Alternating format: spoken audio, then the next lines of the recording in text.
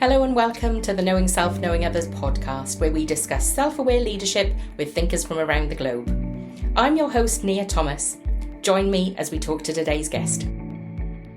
Today, I'm really excited to introduce Dr. Grant Van Ulbrich, who is a native of Kansas, and his journey has taken him from the US Navy to the high seas of the cruise industry. With over 2 decades of experience in sales and leadership role, Grant is a trailblazer in sales transformation and change management. He's now based in London. He holds a master's degree and a doctorate in sales transformation. As a certified coach and founding fellow of prestigious institutes, Grant's expertise extends far and wide. He's written a book and co-authored a second book, and he has a TEDx talk that has already been watched over 1 million times, and 2 of those were me. Join us as we dive into Grant's quite remarkable story of service, innovation, and continuous improvement. Welcome, Grant. Dr. Nia, thank you so much. It's a joy to be here with you today. Great to see you. So tell us about your career journey to here. My goodness, that how much time do you have? I'm 52, so I've got a little bit to go. But no, seriously, I've spent probably the last 25 years in the cruise industry, and it's been a joy, such a pleasure. But as you mentioned, my TED Talk, if you see my TED Talk, you'll understand the transition that I made from growing up in Kansas to going into the military and then coming out of the military in California. And I went into real estate there. And after a skiing accident, a very tragic accident that I nearly lost my life, I spent a year in recovery. 2 titanium plates and 12 titanium pins I was the father of. It was how was I going to start over? And through mastering all of the conflict and change.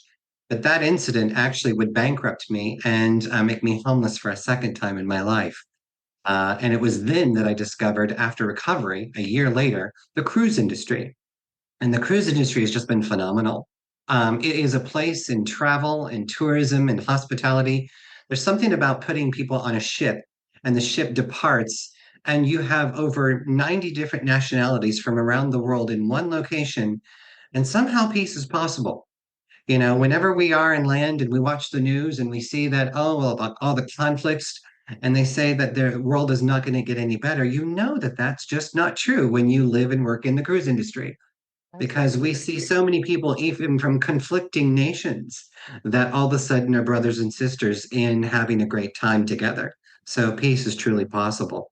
But it's been a long journey in this industry and a very fruitful one. I started as an entry-level cruise consultant, just telling people where they're going to go, what they're going to do, and how to make the most of their voyage, leading all the way up to becoming the first in the world to graduate the Sales Master's Program, then the Sales Doctorate in Sales Transformation, and becoming an author, a certified coach, and then creating a personal change model. Who does that? It's a very different world, but it led me to you and to your organizations as well. And it's just a wonderful journey to be on. Wow, that is quite a journey and a winding journey at that. So true. So tell me what your thoughts are on self-awareness. As you know, that we are a self-aware leadership podcast, and it's really helpful to understand what guests define as self-awareness as a starting point so that we know the journey that we're on for the rest of the conversation. How do you define self-awareness? It's interesting because you don't hear a lot of people talk about it. And really, your show, from my perspective and my global practice, you're one of the first that I've come across that actually speak of it on a regular basis. Are we aware? Are we self-aware? And do we have the conscious ability to recognize that we are? And I don't think many people are. I think as the advance of AI and the advancements of digital technologies, etc., a lot of people are just flowing through the journey. And I see so many people, caught up with these. We live in a world of technology which is supposed to advance us, but here I am with 2 phones, not just one, but 2. And I see that so much. And I see people just consumed. And all of a sudden you look up when you are tired and you're like, wait a minute, where'd that hour go? Yeah. Exactly. You've been trapped in time. So self-awareness. For me, self-awareness is the ability to have cognitive reflection on what you are doing, where you are, and what your contribution and what your actions are to your surrounding immediate world and to the greater world around you. um, Self-awareness. How do you see yourself? And you're consciously aware of what you are doing and what you're contributing, and to yourself and to others. And I think that that is a skill set that is very much lacking. Interesting. Well, we will certainly talk more about that because I'm interested in how that fits, particularly with senior leaders in organizations. But Mhm. before we do that, tell us more about Scared So What? What is it all about? There you go. Scared, so what? So you talk about awareness. I think this is a critical awareness model. So Scared, so what was born in my sales master's program, believe it or not. In 2018, I went here in London to Middlesex University and Consalia Sales Business School to learn how am I supposed to lead sales transformation. And transformation is to get us out of the 1980s consultative sales tips and tricks, manipulation, everything to force, a sale through. The times have changed, and that's nowhere longer where we live. So how do you facilitate that transformational journey? And in doing so, module 4 of the master's program was on change and change management. And honestly, that's where Scared So What was born. I learned about the global leading organizational change models in the course. And one day when we were in a live cohort sitting in class, I just couldn't get it. I said, I'm sorry, I can't use all of these models on my people. And the professor said, well, why not? And you imagine how many people have been through the course. And here I am, the first American in class, objecting to it and saying, I can't use this. I'm sure they were just dumbfounded, but I was the one who was dumbfounded. And I took the courage to actually say, I don't understand how I'm supposed to use this. And they said, why? I said, because this doesn't reflect on my life. Being homeless twice, nearly died, I didn't accept the change. And if you look at these models, they are all prescriptive and say that you will accept the change each and every time. These are organizational change models designed to be used on people. Where's the model for me, the individual? And they said, well, that doesn't exist. And I said, exactly. So, how am I supposed to lead others through change when we don't even have a model to help them manage their own personal change? And so, brilliantly, thank goodness, my professors at that moment could have said, you know what? This is what we have. This is 100 years of change management. You need to embrace this and go forward. But they didn't. They used reflective coaching and said, what is at the heart of your feelings right now? What are you feeling? And I said, I'm scared. I'm afraid I'm going to fail this class. Keep going. They kept pulling it out. And that Okay. scared theme, they didn't know either where it was going, but that scared theme was there. That fear of this change, because I thought I was going to fail the class that day and fail a lot of people, all my salespeople and my company. And through that, scared, I said, I want to be able to help people to embrace the fear of change. And if we can learn to embrace it, then maybe we can learn to manage it. And we kept going through the discussion, and so what kept coming up. So what? So what? So what does it mean? So what do you think? And I was like, we need a so what, don't we? So all of these organizational change models say that the change is done, but that's not true. Nobody's asking me as an employee, do I accept the change? Do I reject the change? Or am I conflicted? Nobody asks those questions. You haven't even thought of my so what. And that's where the model was born. So we created Scared to focus on your feelings so that you can actually start to break it down and manage change and make an informed decision, no longer assuming, right? We wanted to remove assumption and the fear of change. And then we wanted to help people make their own so what plan. So that's what it does. So scared is, I'm surprised, I'm conflicted, or I champion the change. What actions could I do? Am I receptive or do I reject this change? It considers both options. Organizational change models don't do that. Could I explore any other options? And what decision can I make? And it's funny, people think that a decision is just that, but it's not. There's a positive decision, which means it's favorable. There's a negative decision, which means I don't like it. I'm not going to do this. And there's also something called indecision. And that's where people get stuck. And I often, when I talk about this, have you ever raised your hand if you've ever been stuck saying, I don't know what to do. Could somebody just tell me what to do? Exactly, right? And that means that you've gone straight into assumption. But if you learn how to assess your feelings and make an informed decision, you're now in charge of it. So what's your so what? What's your strategy? What's your options? What's your way forward? What actions can you take? Do you have hope or know how it's going to work? Your actions, and then how do you take ownership? Building your own so what, where organizational change models stop. So that's what Scared So What is. We've put it into an app. It's a quiz. It's a digital quiz that you can use over and over again. You can build a digital so what plan. So now, for the first time ever, you can get all of this change fear out of your head and put it into an app. And now it's something that's tangible. You can actually manage it and you can deal with it and you can work with it. So it's called Scared So What. Fascinating. And listeners and watchers, if you really want to know more about that, I definitely recommend you starting with Grant's TED talk, because it really does help, and it shows you, it has diagrams in it, and you can really see what this means and what it might mean for you and your organization or your team or even your family. And I think it's such a helpful way of setting out what does change mean for me. My thought is that if you're grappling with personal change, that there has to be an element of self-awareness in that. Is that how you see it? Yes. So that's what it is, exactly what the model does. So scared is the process of recognizing your feelings, becoming self-aware. And it is the journey of that awareness and this critical reflection and critical discovery.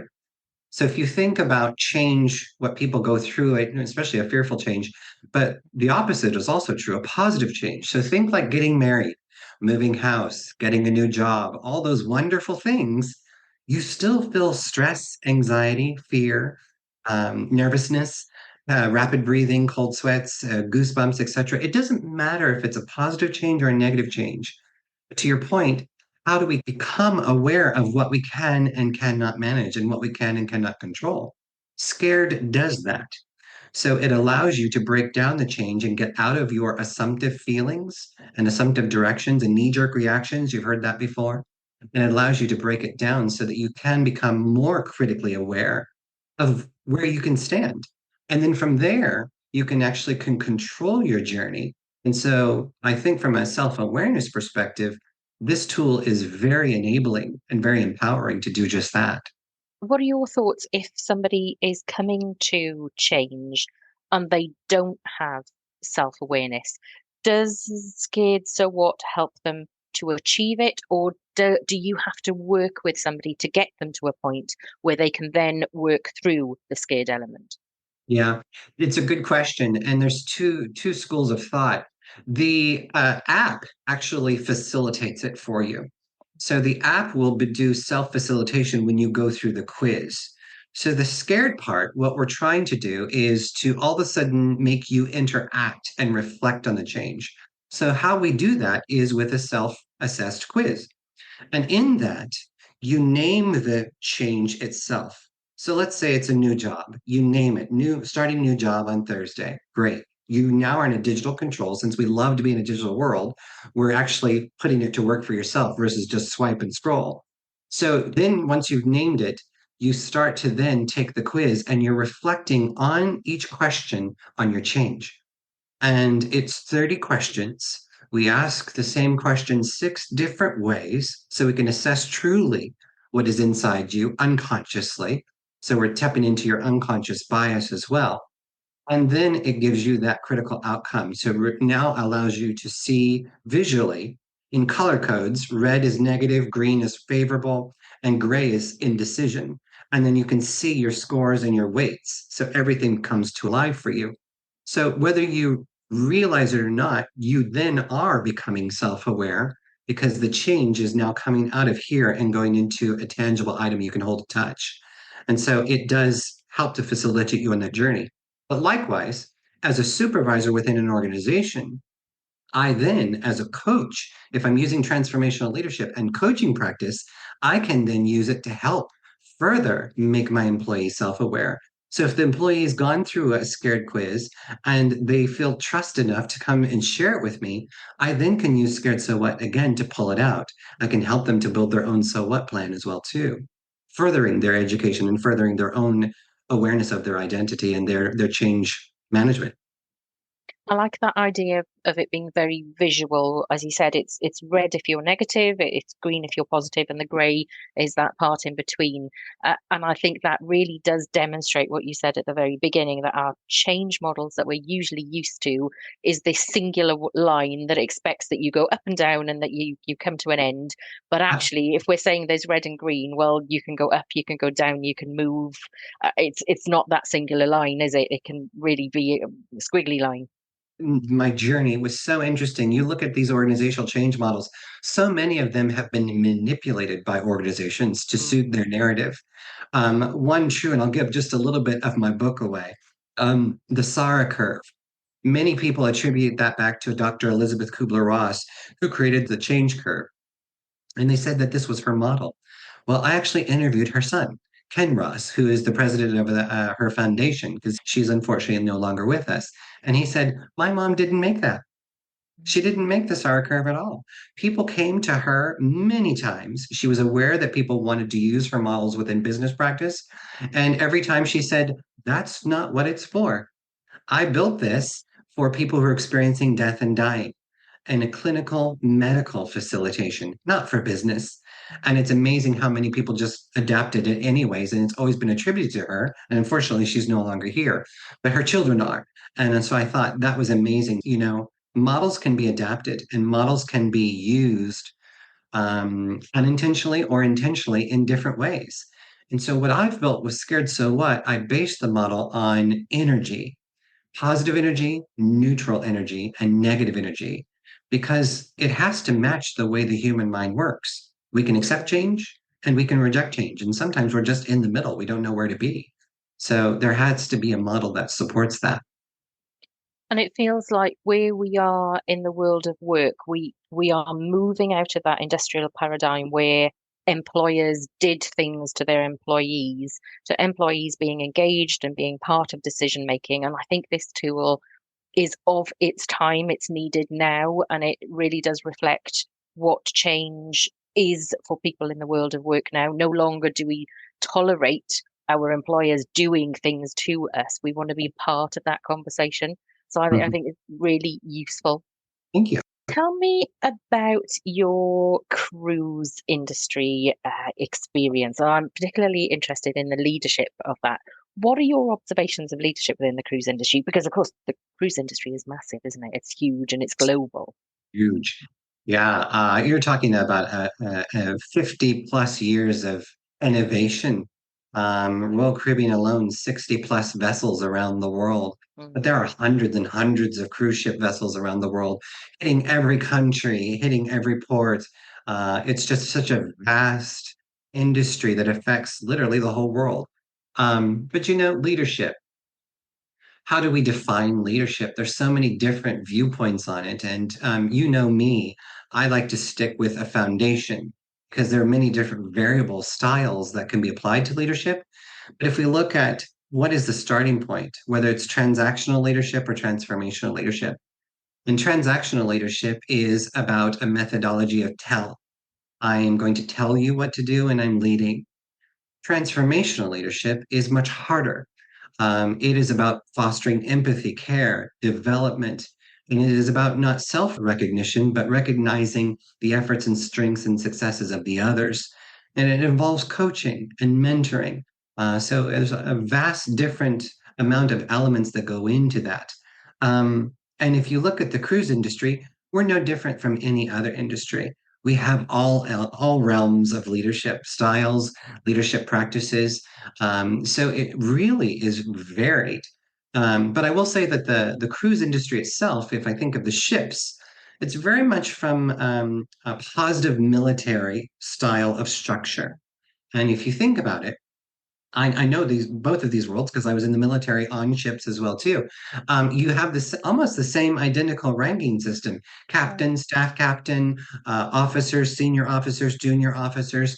And so a ship is run that way. And so the leadership teams of the ship are structured and they are barred. You will have actual stripes and bars and ranks. There's a deck department, and then there's a hotel operations department. So the deck is all the ship functions, engineering, nautical, all of the structures, safety, security, all of that, life-saving forces. And that leadership is very strong and stringent. And it is based upon rules for safety and life of sea. But there's also the empathy that's brought over from the hotel side. So the hotel side has the same kind of structure for the leadership. So you have a hotel director, which is kind of like the captain of the hotel. You have an associate hotel director, which would be like the staff captain. You have guest relations officers, revenue officers, training, human resource officers as well. So it's all officer ranked and based and structured off of respect, dignity, fostering development and care for all of the employees and which are the crew members on board. So the leadership from the ship side's perspective is structured, but it's also with a nice, polite balance of hospitality. We want everybody to have a good time. We care about each other. We care first and foremost for our crew members and our guests, but our crew are the reason why we can have our guests on board. So it is very much a family. So while you still have that military type of a structure, there's also a whole undertone of care, empathy, and development that's there as well too. But yeah, you do have all spectrums of leadership types, and there's some good and there's some very bad as well too. And fortunately, the bad kind of find their own way off. Indeed. And as you were talking there, I was thinking in other leadership roles, people go home at the end of the day. But Mhm. in a cruise ship, you are all together 24/7. So if that care and respect goes a little bit pear-shaped, you have Mhm. to deal with that 24/7. So as a leader on a cruise ship, there's never a point where you're not the leader on that cruise ship, I guess. Exactly. You're always on. We have this knowing sense of strategy that we are always on, Mm, and it's there's a deck. There's the main deck, which is called the I-95, and this is where the crew pass through. The I-95 is a thoroughfare that goes from bow to stern, and that differentiates deck one and above is for our guests, and deck one and below is for our crew, and it's where the crew live. And you always have a sense of always on when you go deck one up, you wow. know? Then for the officers, just as you've said, when you go down below decks to the crew areas, you're still on. Yeah. But that's where it becomes truly family, right? Mm, Because you're living there. okay. And we all have an immense respect for our captains, for our staff captains. We respect the ranks, just like you would in military as well, too. So when you see somebody, and we always wear our uniforms, so you've got our bars and stripes, and so and you get to know them because you're on board for anywhere from 4 months at a time to 9 months, and sometimes it just depends on your department and position. But it truly is a family. And I remember scenarios to where, as a person from Kansas, I had never met Serbians, Macedonians, Croatians, etc. How am I supposed to do that? And the first time I met people from different countries like that was in the cruise industry. And what a wealth of knowledge exchange happens when you Hmm. can meet people outside of your norms. And Yeah. I think the cruise industry is where you truly, we have to often say our travel agents will tell you, our travel advisors also will say, travel is the thing that truly sets you free. And Mm. it expands your mind better than any other textbook because you're learning so much of the globe and so much of different cultures and language and cultures, settings, and you can bring that into your own perspective of how you're going to live and work. But it's a great place to be. Yeah, how interesting. And it's certainly an industry I know nothing about. So I've learned a lot today. You mentioned there briefly some leaders are good and some leaders are not so good. A question that I really like to ask my guests, and it was something that I looked at specifically in my research. Do you think that people at the most strategic level of organizations have more self-awareness than people at other levels of organization? If I were to say yes, that would be an assumption without fact or without evidence. And so Okay, I have to stick with no at the moment. okay. Because just because you are in a more strategic position doesn't mean that you are truly aware of your behaviors and your expressions and what you portray and what you give out. And I think self awareness, to be truly self aware, you need to be conscious of. your actions, your behaviors, what you put out into the world, and how people see you and visualize you. What vibes am I giving off? I think that there's no expression, but there actually is, and people can read my behavior just by my reflection of my voice and tone and my look. So, can I say that just because you're in strategic leadership position, you're more self-aware? No. You might be great at numbers, you might be great at analyzing, but you might be horrible at leading. Yeah, and that's the general consensus I'm having from everybody that I speak to. But it's Well, the there you very go. Thank you. opposite. I was The wondering if very I was going to pass the quiz. But it is the opposite of the research that I undertook, or the literature review I took of the research Yeah. that had been done.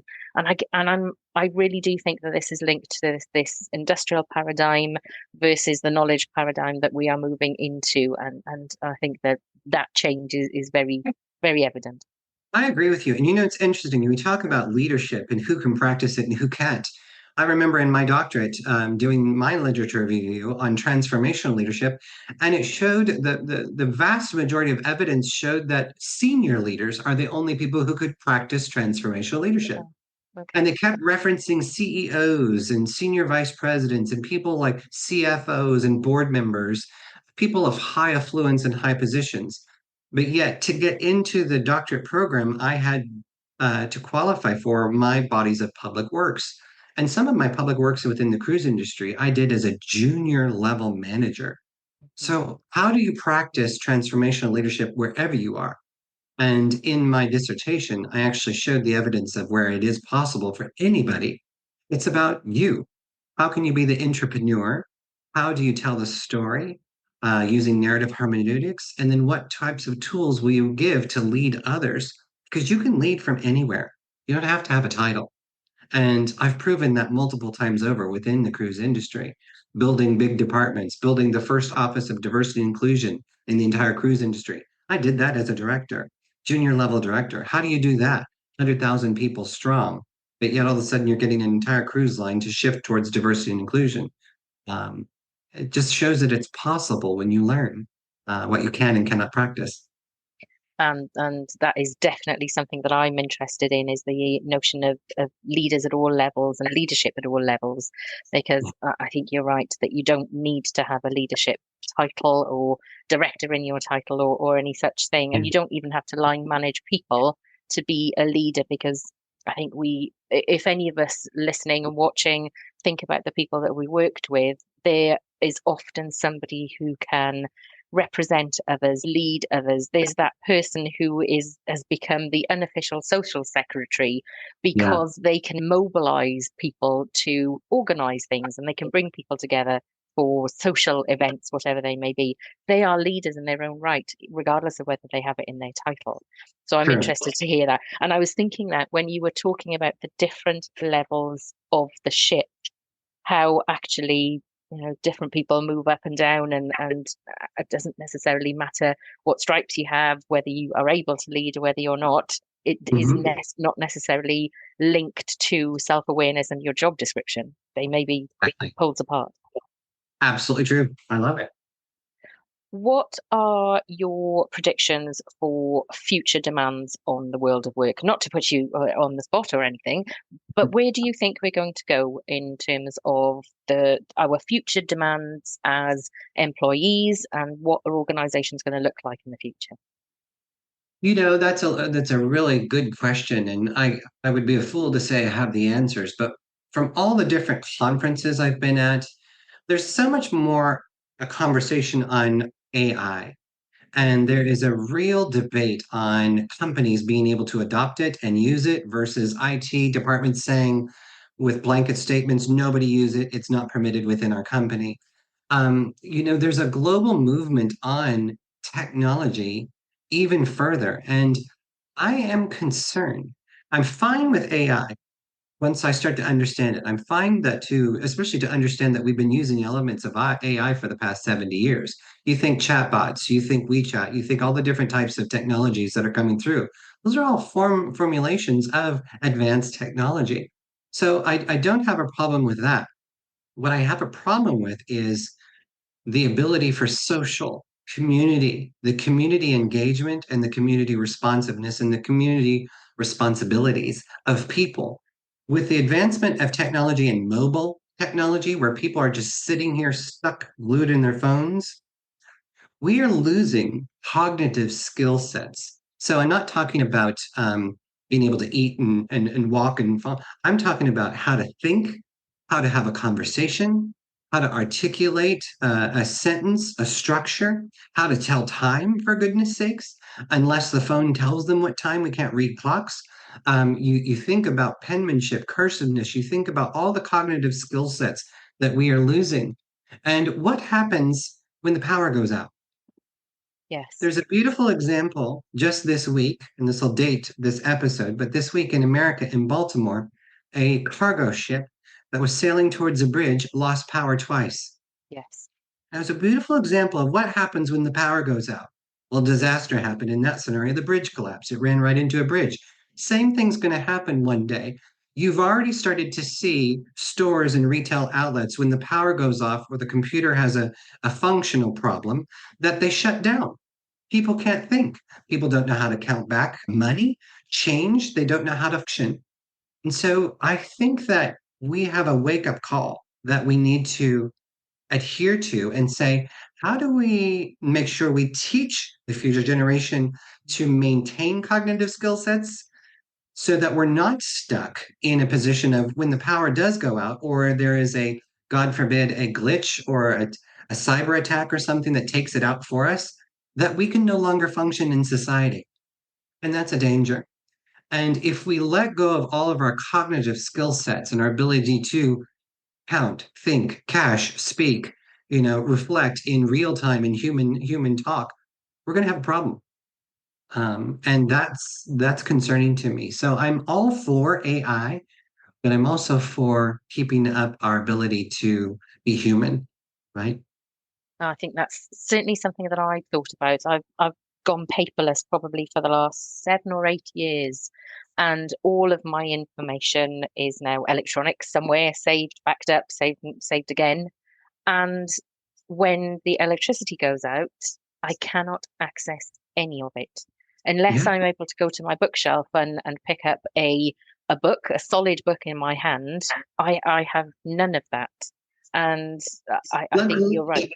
let me help you with that. I'll give you an example. This just happened to me 2 weeks ago. I've been at my company now for 16 years, and you can imagine the files that I have on my OneDrive, on my OneCloud, right? Somehow, the entire thing got wiped out. I lost years of files, Oh, years. Where do you go to get all of that back? And some will say, nothing. oh, well, it should be backed up. It was. It was the backup that was wiped out, Um, which then went into the main file. So I have to start over. we are not It, prepared for it, that. it's already happening, you Yeah. know. Fortunately, I can tell time and I can count change back at the retail. So I'm old enough to know how to still run a cash and a till register. But you know where I'm going with those discussions. Our younger generation, I really fear for them. They if the whole world transitions to digital and Mm. full complete AI to where we don't have to think or do a thing, that's kind of scary. That's Yeah. you know. I think the loss of skill is quite concerning. And the more Mhm. conversations I'm having, the spectrum between high IT technical complex use and the need for more humanized human behavior is Yeah. becoming more in demand, and that actually the two ends of a spectrum is becoming further and further. But those are the two things that we need, those two Yeah. things that are furthest away. And how Mhm. do we bring those together? Because you're right, when the electricity goes out, where are the plumbers? Where's the Who can do skills? it? Yeah. Yeah, I think of all those people in the trades, Mm. the community colleges to where they went and learned, like plumbing, electrical, wiring, engineering, structural designs, how to build a house or build a building. All of those people, those skills, those are not so much computer and technology driven to where they are manual labor driven. And it's a shame how society looks down on them, but Yeah. those are the people that built us, you Yes. know. And I too get it. Scared so what will eventually become an evolution from the app to an AI. It has to, because that's the way society is going. So I eventually see a digital coach. to where somebody will come up and hopefully they'll have a personal face and look at least to feel human, but it will be AI helping coach people through personal change, and almost like their own friend that they can have pocket friend right there for them. Um, Unfortunately, things have to go that way because that's the way the world is consuming data and information and knowledge today. But if we can remind them, but put me down for a little bit, Yeah. still have to touch the world and feel it. Absolutely. Listeners, watchers, we've got quite philosophical at the end of our conversation here, but that is definitely something that you can ponder on about your organization and the work that you're doing. How are you both enabling that AI world whilst making sure that the physical connection that we really did miss when COVID happened, how do we retain that and the skills that you need to have those relationships within that very physical world that we all love to be in? Mhm. Grant Van Ulbrich, it's been absolutely brilliant talking to you. Thank you so much for joining me. I really, really love using the Skid So What. The app is on my phone. I use it regularly, and it definitely helps me to reflect on where I am, where I'm going, and the changes I want to make in my world. Thank you very much. Wonderful. Thank you so much. And I really appreciate it. And for all your listeners, you can go to scaredsowhat.com right now and you can download the app for free as well. I encourage you to do that so you can start to manage change for yourselves. My gift to you. Amazing. We will make sure that there are links in the show notes as ever. But for today, thank you. Thank you. Are you a chief executive or a senior leader within your organisation? If so, it would be great to have you join me on the podcast to share your journey, experiences, and light bulb moments along the way. Drop me an email at info@knowingselfknowingothers.co.uk if you'd be interested in having a conversation.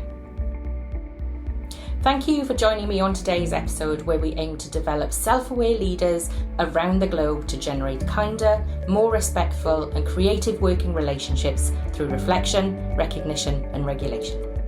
Head over to my website at knowingselfknowingothers.co.uk to sign up to my newsletter to keep up to date with my blog, podcast and book.